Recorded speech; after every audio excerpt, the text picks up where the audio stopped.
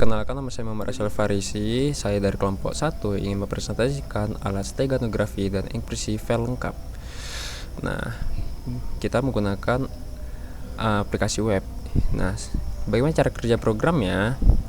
Cara kerjanya adalah kita pertama harus memilih file yang ingin disembunyikan berupa dokumen, video, program, dan lain-lain. Dan kedua, kita harus memilih gambar sebagai wadahnya, JPG, PNG, dan GFI. Nah, lalu kita membuat password untuk mengamankan file tersebut. Nah, langkah kedua adalah program membaca file kita sebagai data biner. Kemudian password Anda diubah menjadi super kuat menggunakan PBKDF2. Nah, lalu data tadi dienkripsi dengan AES256 dan hasilnya adalah data acak yang tak bisa dibaca tanpa password. Nah, langkah ketiganya adalah penyembunyian cerdas.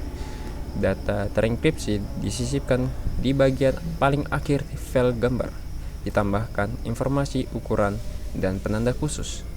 Gambar baru dibuat tetap terlihat nomor. Nah, proses mengekstraknya. Yang pertama adalah kita harus mengupload gambar tersebut dan memasukkan password yang benar. Lalu yang kedua, program mencari penanda khusus di akhir gambar. Jika ditemukan, ekstrak data tersembunyi berdasarkan ukuran. Nah, lalu yang ketiga adalah data terenkripsi dibuka menggunakan password yang tadi kita buat. Jika passwordnya salah, maka gagal, dan jika passwordnya benar, maka file aslinya muncul kembali. Nah, bagaimana arsitektur sistemnya? Arsitektur sistemnya seperti ini. Nah, komponen utamanya yaitu berupa backend server, front-end, database, dan file system. Dan untuk struktur proyeknya tersebut seperti ini.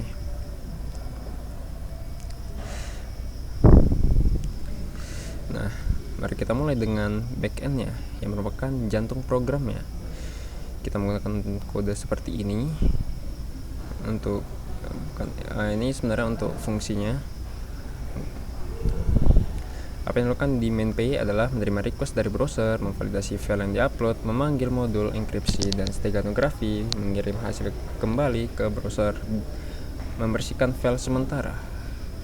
2. CryptoService.py-nya itu adalah menjaga rahasia. Inilah tempat keajaiban enkripsi terjadi. Nah, seperti ini adalah satu generate sal acak seperti itu.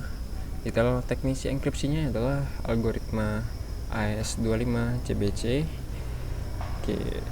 Derivationnya yaitu PBKDF2 HM256 dengan 100.000 iterasi dan sebagainya. Dan ketiga, steganography service.py, master of discourse, tempat data yang disembunyikan. Nah, seperti ini. Prosesnya adalah ambil ukuran data, rahasia, tambahkan magic marker, gabungkan, dan simpan sebagai gambar baru, dan sebagainya. Cara kerjanya seperti OF, magic marker, format, akhir. Bagaimana dengan proses enkripsinya? Yang pertama, dari password ke super key. Password Anda menjadi PBKDF2, dijadikan sal acak super key 256 bit. Kenapa 100.000 kali? Yang pertama, membuat brute force attack sangat lambat, melindungi dari password lemah, dan standar industri keamanan. Yang kedua, data transformation, data asli ke padding, ke blocks, ke AES256 CBC, dan ke data acak. Proses detailnya adalah padding. Data dibuat kelipatan 16 byte, block division dibagi menjadi blok 16 byte, chaining, setiap blok bergantung pada blok sebelumnya, encryption, setiap blok dienkripsi dengan key, result adalah data menjadi acak tanpa key. Nah, di final package strukturnya adalah 16 byte sal tambah 16 byte 4 variabel enkripsi data. Total minimum adalah 33 byte.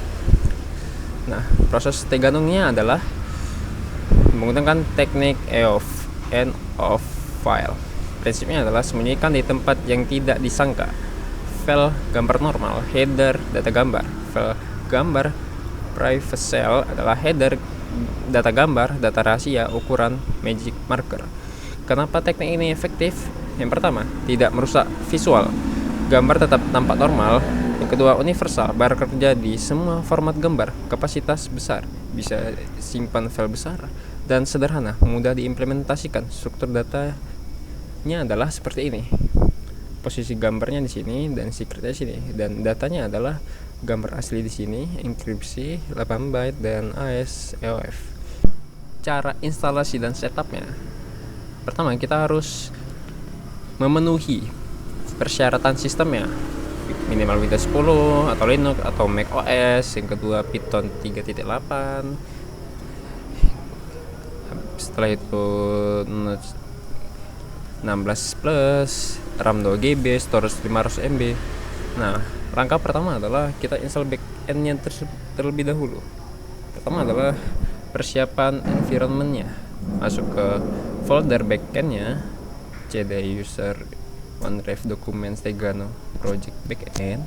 Kemudian kita buat virtual environment-nya, Python ini, dan aktifkan virtual environment-nya. Untuk Windows kita menggunakan kode ini, dan Linux atau Mac kita gunakan ini. Ini kita lakukan itu di terminal. Dua adalah install dependency. Install semua kebutuhannya, pp install requirements, pastikan semua terinstall, kemudian jalankan server. Nah, jika sudah, maka akan seperti ini.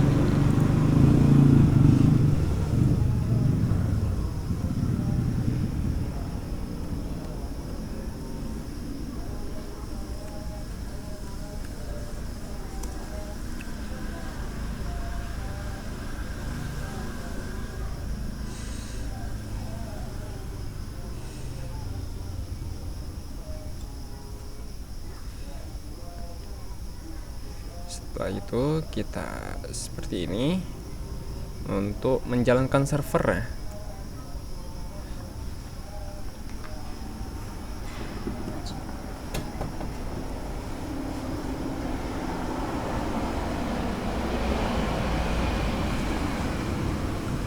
Kita tunggu hingga selesai.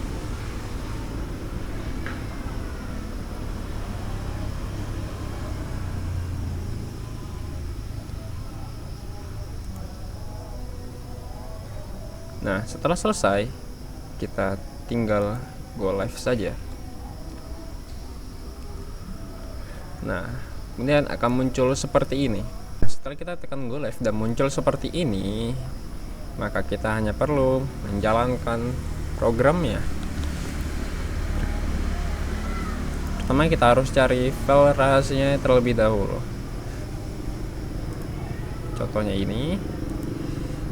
Nah, kemudian kita cari gambar sebagai alat untuk menampungnya. Mari kita coba cari lagi.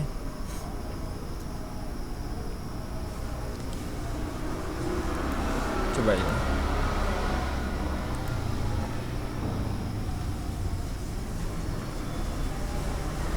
Coba ini. Nah, syaratnya adalah file ini harus lebih kecil dari gambarnya. Mari kita masukkan passwordnya. Contohnya 123. Nah, setelah dienkripsi maka hasilnya akan seperti ini. Nah, hasilnya tetap normal, tidak ada keanehan, dan gambarnya tetap mulus. Saatnya kita melakukan decode-nya. Tinggal pilih gambar tadi, kita open, tinggal kita masukkan password yang tadi.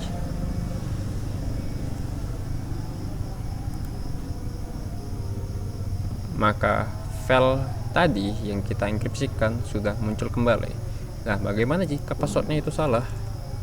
Mari kita masukkan password asal-asalan,